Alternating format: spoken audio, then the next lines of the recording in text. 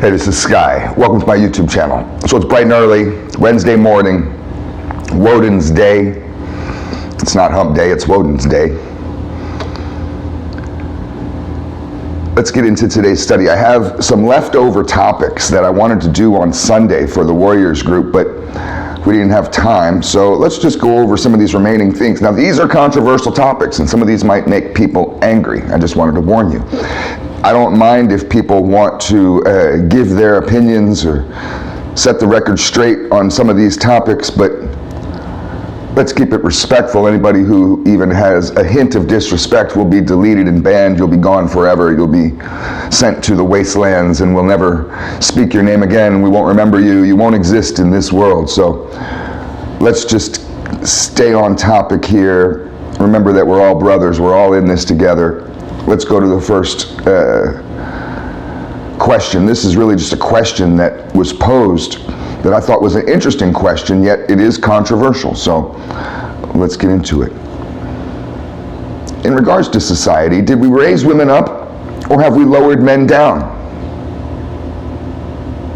So did we raise women up or have we lowered men down? Have we lowered the status of men down in order to make it feel like we raised the status of women up?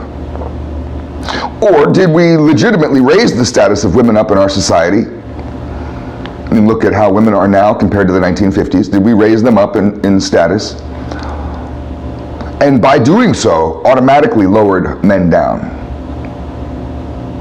Would it have been possible, or is it possible, for both men and women to have an elevated status? Does it have to be a competition where one is better, for lack of a better word, one is superior to another? I know we live in a patriarchal society and men have felt superior to women.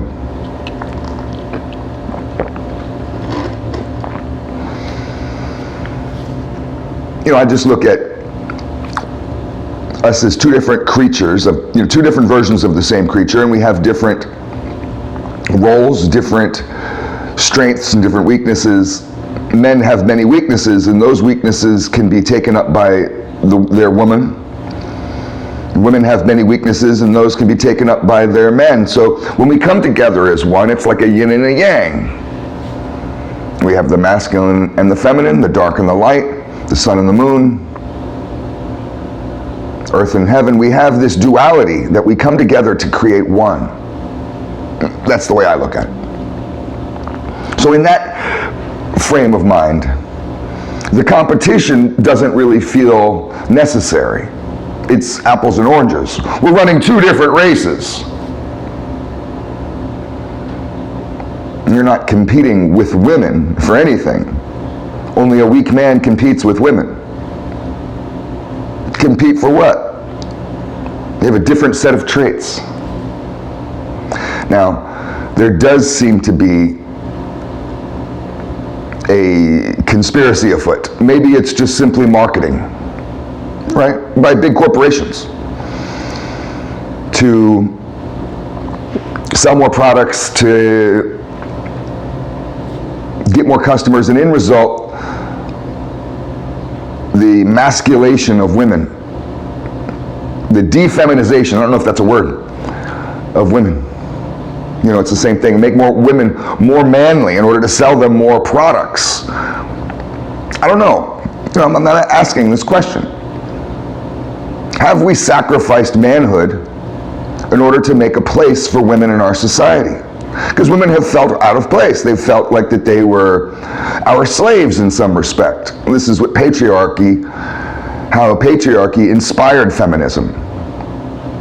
An extreme brand of kind of 1950s, I'm the king of the castle, you better listen to me or feel the back of my hand type of patriarchy inspired a lot of women to be like, oh hell no, you can't treat me that way. And that's the old version. We have a new brand of feminism now. And it's actually kind of funny for a lot of us men to watch the old feminists and the new feminists kind of go to war for each other. There's a war over the term feminism. But I think it's just an honest question. Keeping the problem of masculinity, because I believe, and a lot of men out there, we believe there's a problem with masculinity. Not only has masculinity been redefined in ways that we're not happy with, but it's also been taken away from us, looked at as ugly. These terms of toxic masculinity, there's notions by feminists, the new breed of feminists, that masculinity is undesirable. We have schools that barely even have any men in them. We have entertainment industry that's making men look weaker and more feminine. The role model that my generation and previous generations used to have of the stoic, strong man is fading away into this overly emotional, weak, girly man. We've always had feminine men in our society, but they weren't the dominant role. They weren't the one who's being marketed to. Look at these superheroes. Look at all Hollywood actors. Look at most of all musicians. Look at even a lot of these politicians wearing these little Pee Wee Herman suits. I watch the news every once in a while. It just feels like there's a breed of manhood, and I know a lot of guys out there can agree with me, that has been lost. And the question is just simply, did we raise women up or have we lowered men down? Let's go to the next one. This one's going to sting for a couple people, and it'll make a couple people giggle. Remember, these are controversial topics. I don't really get into a lot of controversy on this channel, but I have to sometimes. Just because you feel sorry for people does not mean that you are a good person. Right? I mean, just because you feel sorry for people and you have empathy and compassion, just because you feel sorry for people does not mean that you are good. Right? You can take it further if you don't understand. Going ah and ooh, how cute at a kitten is not moral virtue. Anybody can do that. Hitler can appreciate a cute little kitten. The devil could see a cute little squirrel and be like, oh.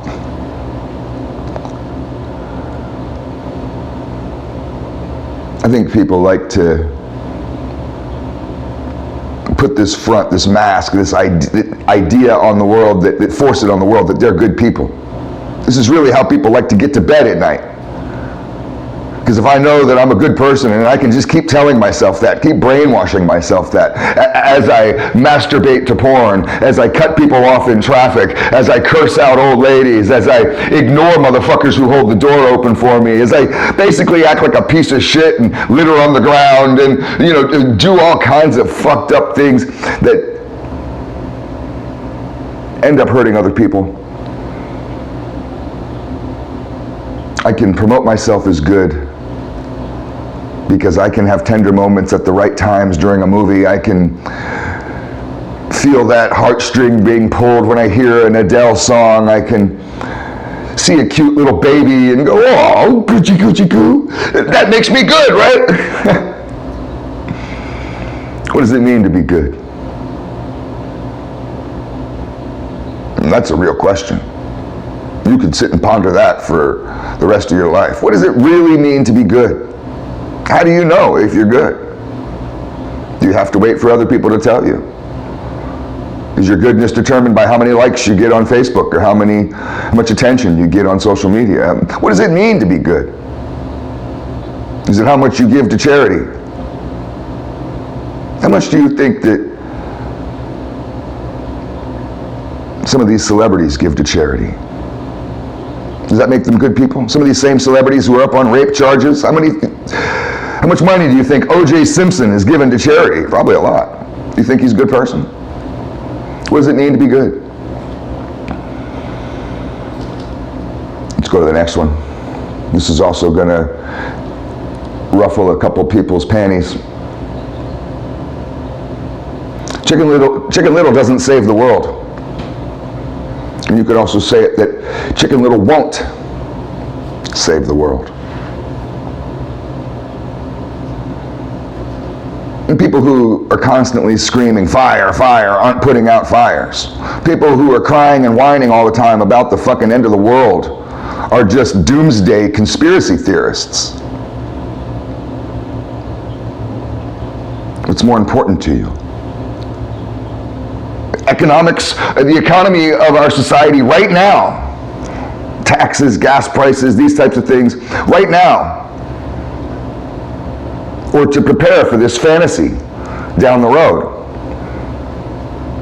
You hear our president talk about in the State of the Union address last night. And they want to shut down manufacturing in this country. They want to shut down mining. They want to shut down all kinds of coal plants, and natural gas has got new regulations to try to basically destroy it so we can't use it anymore. They shut down all kinds of factories, and all in the name of environmentalism. Promising everybody will get, he said this, 135,000 a year jobs. You'll get this. For technologies that in industries that are inventing technologies that haven't even been thought of yet. Right? So this Chicken Little bullshit warrior stuff is what? Is it really that? Is it really that great? You're wondering about a 1% temperature rise in our environment that's going to happen in 10,000 years that might raise the oceans 0.1 inches. This is all a might. There's a 4% chance this might happen. Meanwhile, you'll close down oil refineries, threaten us that combustion engines won't even exist in 3 or 4 years. We're all going to go electric. Meanwhile, you can't seem to keep the fucking power grid on. Anybody who lives in California knows about brownouts and blackouts and shit like that. I mean, what's the fucking plan here, Chicken Little? Let's go to the last one.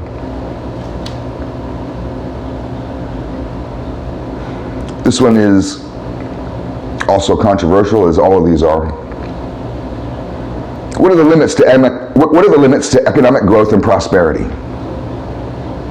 How rich can you get? What are the limits to economic growth and prosperity? Are there? I think it's a healthy question, a healthy conversation we can have. I'm not promoting socialism. I'm a capitalist. I've gone from the gutter, and I have a nice big house with a pool and a whole bunch of vehicles, and I'm not trying to stop here. Throw more on the pile. I made more money last year than I've ever made in my life, and I hope to triple that this year. And I'm just being honest. But how rich do you need to get? How many gold mansions do you fucking need? How many diamond rocket cars do you have to have? What kind of lifestyle do you really need? You see some people with, 300,000 square foot houses. They're the size of shopping malls, and they have 10 of them. They have super yachts that they never even take out. They just throw parties on them. Go to Sausalito up in the Bay Area, and it's full of these yachts, and people just throw these idiot parties on them, and they cost $50 million a year to have these boats. How rich do you got to get? There's only so much money out there, right? Should there be, is it an imposed limit, a moral limit where you finally say, you know what, I got 52 houses, I own 3,000 buildings, I have $300 billion trillion in the bank, my great grandkids will never have to work a day in their lives if they don't want to. How rich should I get? Maybe I don't really need to get too much richer. I don't know. Is this so offensive to where you've already turned it off? Is this too much for you? I'll stop here. I know sometimes people have a hard time with this stuff. Thanks for watching.